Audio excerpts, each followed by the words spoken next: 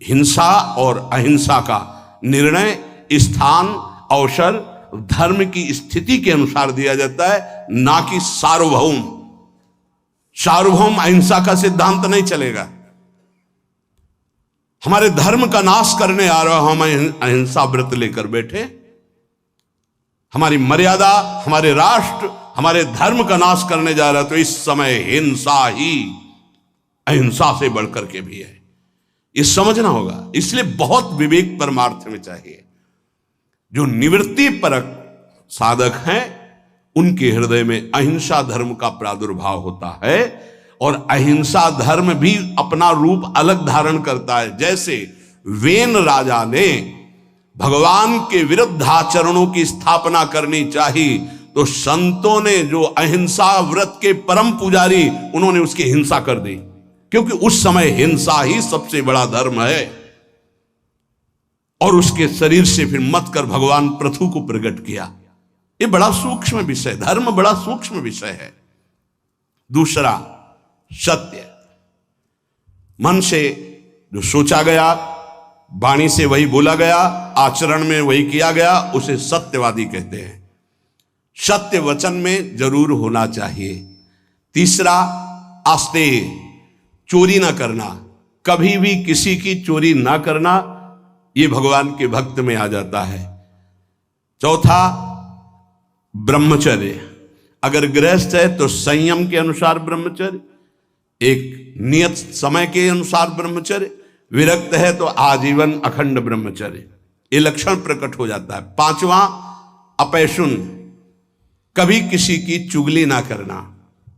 ये साधक ध्यान दे, कभी किसी की चुगली ना करना। कैसे? तुम सुना, उसने ऐसा ऐसा ऐसा आग लगा दी, फिर उसकी बात तुम्हें सुना, जिसकी बात थी वो तो ऐसा कह रहा है, दोनों भिड़ा दिया, मुस्कुरा के चल दिया, तो तुमको ऐसी जगह भिड़ाया जाएगा जहां मुस्कुरा ही नहीं पाओगे, क्योंकि वो देख रहा है, तीसरा कोई देख रहा है, वो ऐसी जगह भिड़ाएगा कि तुम्हारी महीनों की मुस्कुराहट गायब हो जाएगी। होश में नहीं, किसी की भी चर्चा नहीं करनी, इनकी बात उनसे कहना, उनकी बात उनसे कहना, इसे चुगली कहते हैं। शास्त्रीय भाषा में अपैशुन नहीं करना, ये हृदय को मलिन कर देता है। किसी की वार्ता नहीं, कभी श्री जी की वार्ता चार खड़े होके करो, बोधनता परस्परम, लाडली जी का ऐसा स्वभाव, ऐसे सुंदर, ऐसे, तो छाती ठंडी हो जाए। कभी श्री जी की चर्चा नहीं सुनते। आपस में जब दो मिलेंगे तो चर्चा होगी, तो प्रपंच की होगी। वो साधक नहीं, प्रपंची कहा जाता है। अरे जैसी हरिवंश प्रपंच बंच सब ये काल ब्याल को खायो, यह जिये जान श्याम श्यामा पद कमल संग सिरनायो। छठवां है लज्जा। लज्जा कहते पाप कर्म करने में बहुत संकुचित हो जाना, नहीं, मन से ही घृणा हो जाए, नहीं नहीं नहीं, हमें नहीं चाहिए, हम प्रभु के मार्ग के पथिक हैं। सातवां, अमानिता। ये लक्षण उदय होते हैं, मान की बिल्कुल चाह न रह जाना, और ये बहुत खतरनाक है, बहुत खतरनाक। सबसे पहला लक्षण है ब्रह्मबोध महापुरुष का, मान रहित होना। निर्मान अमोहा जित संग दोषा। मान, सबही मान प्रद आप अमानी, मान कभी स्वीकार नहीं करना चाहिए। महापुरुषों को देखो, आज भी गुरुदेव भगवान आरती करके सबको पंचांग प्रणाम करते हैं, सबको पंचांग प्रणाम करते हैं।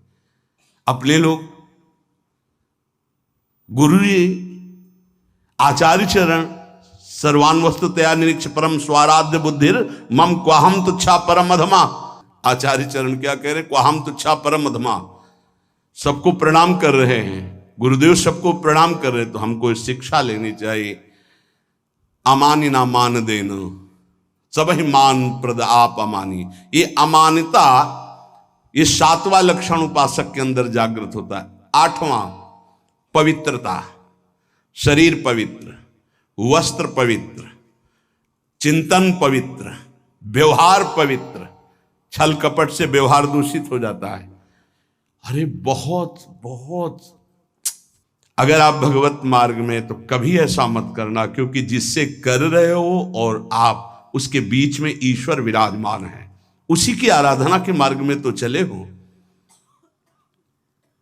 पवित्रता, शरीर पवित्र हो और वस्त्र पवित्र हो। ये आपका लोक शंका, मल त्याग आदि बहुत सावधानी से पवित्रता का निर्वाह करोगे तो शरीर राग का नाश हो जाएगा। ध्यान रखना, जितना पवित्र हो कोई उतने शरीर राग का नाश होगा। ये उल्टा लक्षण है। शरीर को पवित्र रखना, शरीर राग का नाश। शरीर को अपवित्र रखना, अत्यंत ममता आसक्ति शरीर से हो जाएगी। देखो, इसीलिए अत्यंत ममता आसक्ति शरीर से है। 9वां, संतोष। जैसी परिस्थिति प्रभु ने दी उसमें राजी रहना। जोई जोई प्यारो करे सोई मोहि भावे। कोई चाह न रखना, ये संतोष धन है। इसी से सारी कामनाएं नष्ट हो जाती हैं। बिन संतोष न काम न साही, और अछत काम सुख सपन्यों नाही। बिना संतोष के कामनाओं का नाश नहीं होता। तो उपासक के हृदय में संतोष आ जाता है, जैसा प्रभु ने दिया। आज सब्जी भी नहीं है, प्रभु की बड़ी कृपा है, रोटी अकेले पा ली। आज रोटी भी नहीं है, जल से काम चला लिया। किसी संत से किसी ने पूछा कि प्रसाद पाया, तो उनका नहीं, माधुकरी नहीं मिली। फिर क्या पाया? बोले पा लिया है। क्या पाया? बोले भूख को पा लिया है। आज प्रभु की इच्छा है से भूख को पा लिया है। संतोष, काहू सो कछु न चाहोगो, संतोष। 10वां, तितिक्षा, महान सहनशील। दूसरे के कटु वचन, शरीर की पीड़ा, ऋतुओं का प्रभाव, अंदर की जलन, संतुष्टायन केनवा। तितिक्षा, ये महान लक्षण है भगवत प्राप्ति के मार्ग के पथिक का। जरा सी बात में विक्षिप्त हो जाना, चिड़चिड़ा स्वभाव कर लेना, नाना प्रकार की असत वृत्तियों में दौड़ जाना, ये साधक का स्वभाव नहीं होता। बड़े से बड़े कष्ट को हंसकर सहना, बड़े से बड़ी विपरीत परिस्थिति को मुस्कुरा के सहना, ये भगवान के पार्षद का लक्षण होता है। आप भगवान के पार्षद हैं, भगवत मार्ग के पथिक, चाहे गृहस्थी हो चाहे विरक्ति। 11वां, निष्कपटता। संत सरल चित जगत हित जान स्वभाव सने। संतों का स्वभाव, उनका सने, उनकी चित्त की स्थिति सरल होती है, कपट नहीं। निष्कपटता उनके हृदय में जागृत हो जाती है। 12वां, संत संग में अत्यंत गाढ़ प्रेम आसक्ति, ये पैदा हो जाए भगवत कृपा पात्र के अंदर। 12वां, संत संग, सत्संग, भागम भाग मच जाएगा। कैसे मैं सत्संग में आगे बैठूं जिससे मैं वक्ता के मुखारविंद पर चातक की तरह दृष्टि रख करके उनके वाक्यों का पान स्वाति की बूंद की तरह करूं। सच्चे श्रोता का लक्षण, मैं भाग कर जाऊं और उनको देखता रहूं और उनके वाक्य जो निकल रहे हैं उनका पान करूं श्रवणेन्द्रिय के द्वारा। 13वां, संत सेवा की भूख, ये प्रकट हो जाती पक्का। मैं साधु हूं ऐसा नहीं रहता, यही रहता है भगवान कब ऐसी कृपा करेंगे कि संत सेवा हो जाए। एक साधक कह रहे थे कि जब संत सेवा होती है, उनके दर्शन सेवा का अवसर मिलता है, तो ऐसा लगता है कि ये कभी बंद ना हो और जीवन भर मुझे साधु सेवा मिलती रहे। बहुत अच्छा लगा कि हम लोग जब उनकी सेवा में खड़े होते तो एक अलौकिक आनंद मिलता है। संत सेवा की भूख जग जाना। बड़े भावुक जन होते हैं, बड़े भावुक जन होते हैं, इससे बहुत बड़ा प्रभाव पड़ता है, बहुत बड़ा हृदय में प्रभाव पड़ता है। एक संत थे जो कभी सेवा स्वीकार नहीं करते थे, तो बाहर उस समय शौच जाने को होता था, तो जहां वो बाहर शौच जाते थे तो एक भगत थे, वो कभी शिष्य नहीं बनाते थे संत। तो कैसे सेवा करें, कहीं कुटिया में सेवा को तो अवसर ही नहीं था, तो जब शौच हो जाते तो शौच को गड्ढा खोद करके ऊपर से रथ से पाट देते। तो पहले जिस एरिया में शौच जाते थे तो उनको दिखाई देती थी पड़े, साफ साफ एकदम ऐसे। महीनों हो गया, तो एक दिन छुप करके देखा तो वो कर नजदीक गए, कहा भाई ऐसी ये वृत्ति आप करते हो मुझे पसंद नहीं, आप क्यों करते हो? उनका भगवान मुझे लगा था कि संत सेवा करना चाहिए। आप प्रगट में कोई वही उन्हीं को शिष्य बनाया और अपनी सारी आंतरिक धरोहर उनको सेवा से बहुत पर सेवा ऐसी छुप कर, या कोई जान न पावे, या उसको जलाने की चेष्टा ना हो, उससे मान सम्मान प्रियता प्राप्त करने की इच्छा ना हो, ये सेवा का भाव बड़ी कृपा से प्राप्त होता है। संदीपनी जी अपने गुरु जी की सेवा के प्रताप से ही जगत गुरु भगवान श्री कृष्ण के गुरु बनने का पद प्राप्त किया। सेवा में बड़ी सामर्थ्य है। स्वयं रघुनाथ जी गुरु सेवा संत सेवा के इतने इच्छुक कि विश्वामित्र जी की आज्ञा में रहे, उनके साथ साथ रहे, उनके चरण दबाए, उनके जिनकी आज्ञा का पालन समस्त वैदिक ब्रह्म ऋषि सिद्धांत पूर्वक करते हैं, वो प्रभु आज्ञा पालन कर रहे हैं। विश्वामित्र जी की हर कदम पर आज्ञा लेकर जा रहे हैं। 14वां तप। तप कहते हैं मन में आए हुए विकारों को सह जाना, उसके अनुसार भोग क्रिया न करना, वो जो ताप होता है उसे सह जाना तप कहते हैं। अपने परमार्थ मार्ग में चलने में जो कष्ट मिलता है उसको हंस के सह जाना, उसे तप कहते हैं। जैसे किसी को भी नींद ना आती हो तो इस समय आराम से आ जाएगी घर में आराम से, लेकिन आप नींद का त्याग करके तो प्रणाम करते हैं। कहते हैं कलयुग चल रहा है, प्रणाम करते 10-10 20-20 हजार लोग मार्ग में, अगर हम वहां से 2:15 बजे निकलते हैं तो वो कै बजे से लगे होंगे, कै बजे खड़े रहे होंगे, कहां से आए होंगे, और किसी के चेहरे में कोई निराशा नहीं, नाचते हुए उत्साहित होते। मुझे तो सतयुग दिखाई दे रहा है, सब राधा राधा राधा राधा राधा। कहां उनकी नींद है, कहां उनकी सुविधाएं। छोटे छोटे गोद में बच्चे लिए धक्का खाते हुए खड़े हुए, बलियारी उनको प्रणाम है। क्या देखने के लिए खड़े हैं?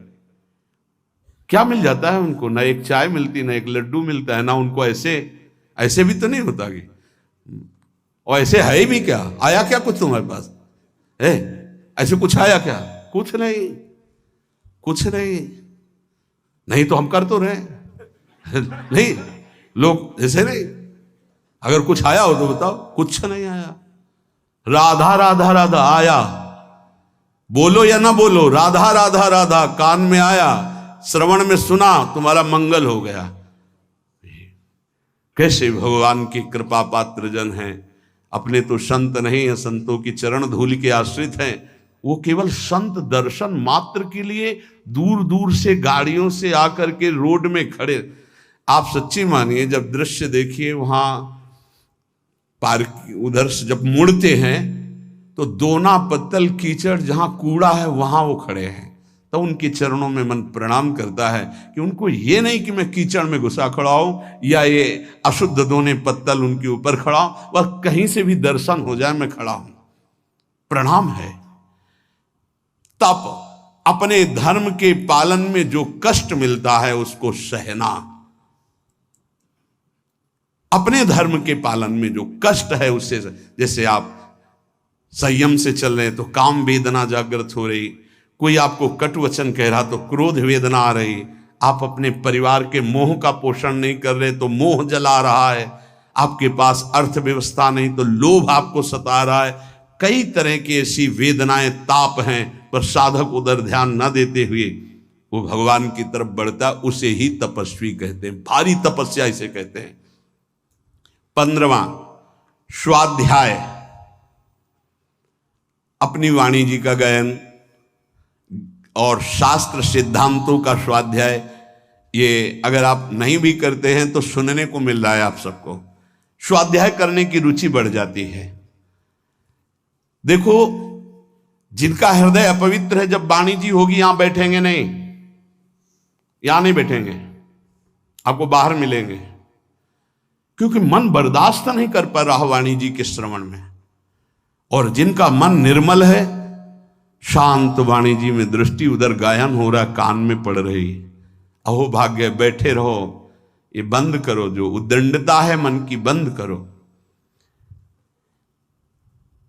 सम दम, सम इंद्रियों को बहिर्मुख होने से बचाओ और अंतर्मुख रखो। दम मन का निग्रह करो, मन जो भोगों की तरफ जा रहा है उसे प्रभु की तरफ लगाओ, बार बार हटाकर भोगों से प्रभु की तरफ लगाना मनोनिग्रह, और इंद्रियों को विषयों से हटा करके बार बार प्रभु की तरफ लगाना इंद्रिय निग्रह। सम दम, दान विनय, ये 17वां दान। अगर आपके पास 100 रुपये हैं, किसी को बीमार देख रहे हो, कष्ट में देख रहे हो, या साधु सेवा या गौ सेवा जो हमारे धर्म के स्तंभ हैं, अगर 1 रुपये भी दे देते हो धर्म की कमाई का तो बहुत बड़ा वो दान है। बेईमानी करके आप 1 लाख देते हो, उसका कोई महत्व नहीं है, क्योंकि वो बेईमानी करने जिसके पास जाएगा उसकी बुद्धि को भ्रष्ट करेगा। धर्म के द्वारा कमाया हुआ यदि 1 रोटी भी दे देते हो तो वो दान माना जाता है। और अगर कहीं ये मानकर दे देते हो कि आपकी वस्तु आपको समर्पित, तो सेवा बन जाती है। विनय, आपका व्यवहार विनय पूर्वक होना चाहिए। सबहि मान प्रद आप अमानी, विनय इसी में आएगा।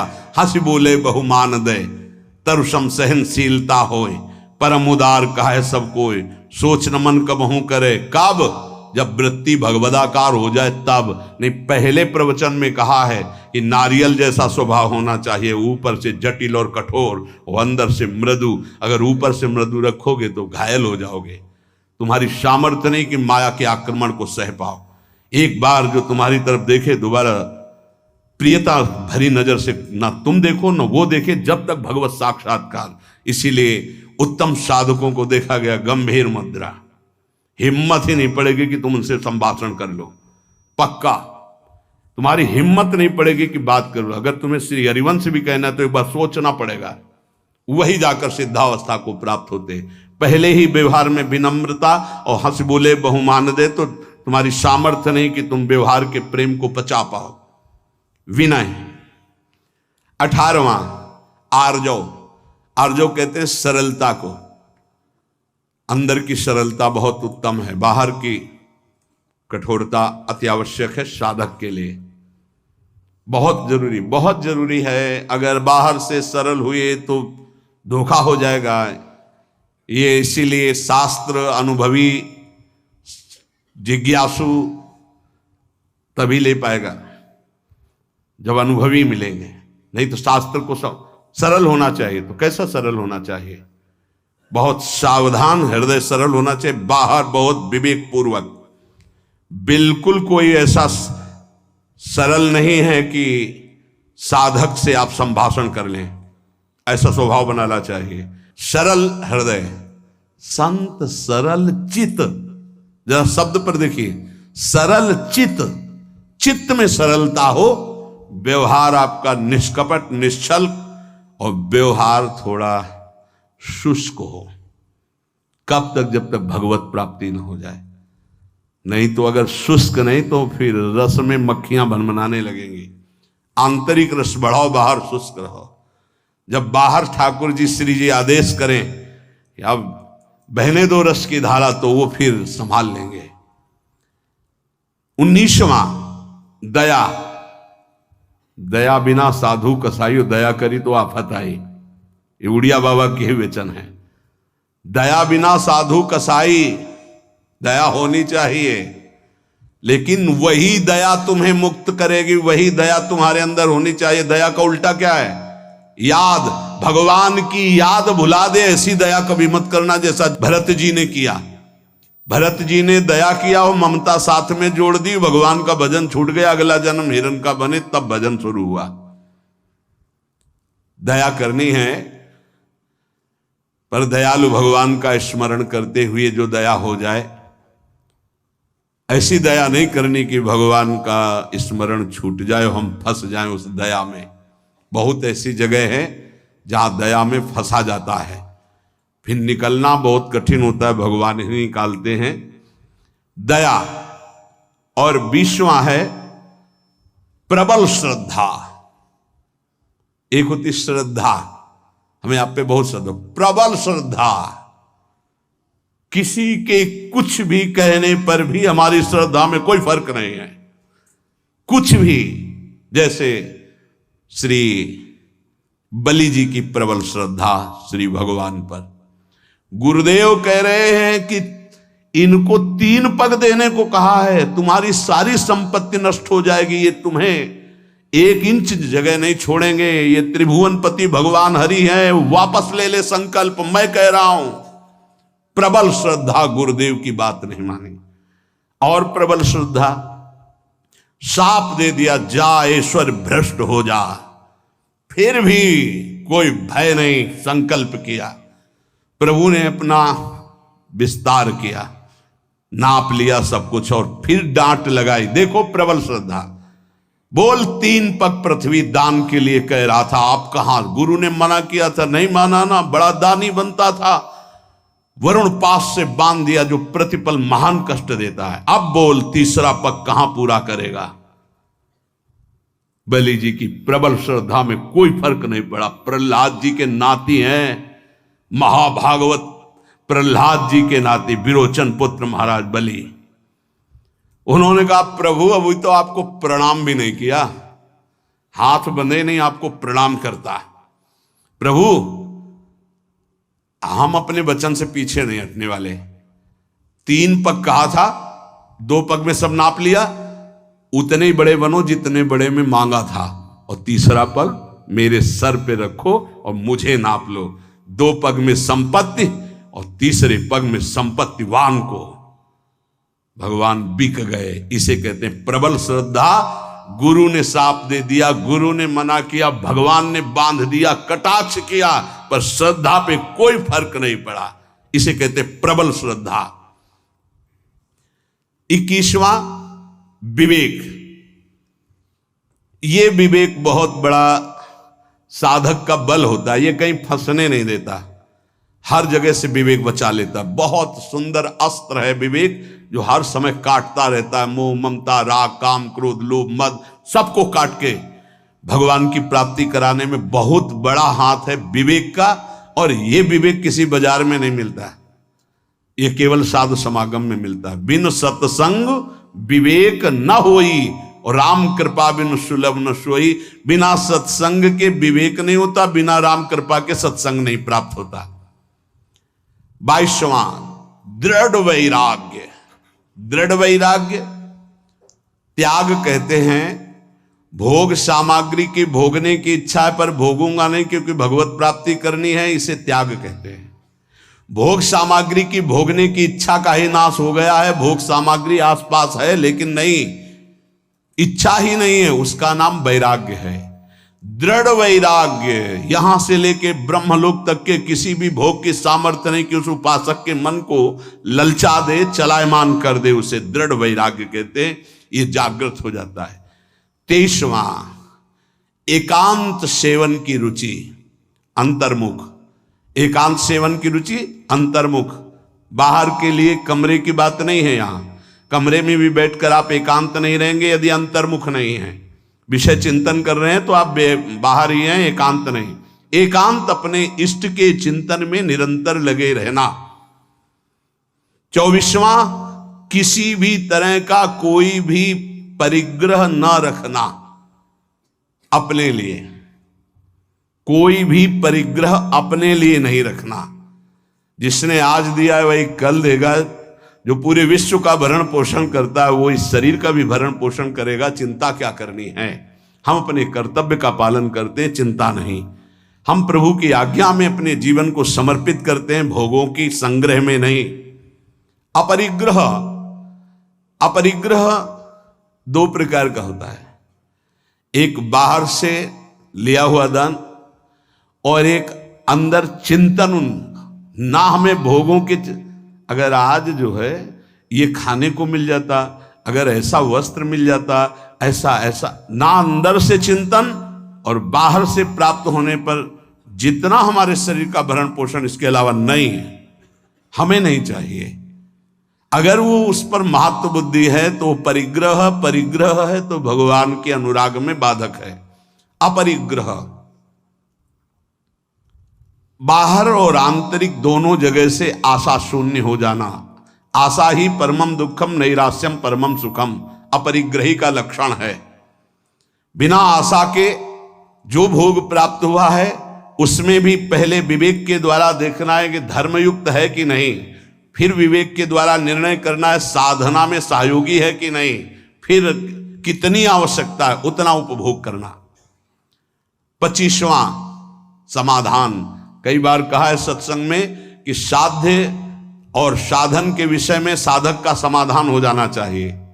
आपको पता है आपका साधन क्या है, आपको पता है आपके साध्य कौन है, बस साध्य निश्चित किए, श्यामा श्याम साधन उनके गुरुदेव के द्वारा जो दिया हुआ उपासना का मार्ग है, बस उसी पर। अब साध्य साधन के विषय में कोई प्रश्न नहीं, कोई संशय नहीं। चित्त का भगवदाकार हो जाना, अपने आराध्य देव में समर्पित हो जाना ही वास्तविक समाधान कहा जाता है। अब इस इष्ट के विषय में या साधन के विषय में कोई शंका नहीं, उसे समाधान कहते हैं। 26वां उपरति वैराग्य के ऊपर का हिस्सा है। वैराग्य में तो भोग सामग्री है पर भोगने की इच्छा नहीं है। उपरति में भोग सामग्री है ऐसा बोध भी नहीं रहता, एकमात्र केवल परमात्मा बुद्धि, ये उपरति जागृत हो जाती है। 27वां भगवत तेज, जिससे सब भयभीत रहते हैं, उसे भगवत तेज कहते हैं। कोई भी त्रुटि गलती करोगे, कोई भी धर्म विरुद्ध आचरण करोगे, तुम्हारा मन सामने आने के लिए नहीं कह पाएगा। तुम कटोगे, सामने नहीं आओगे।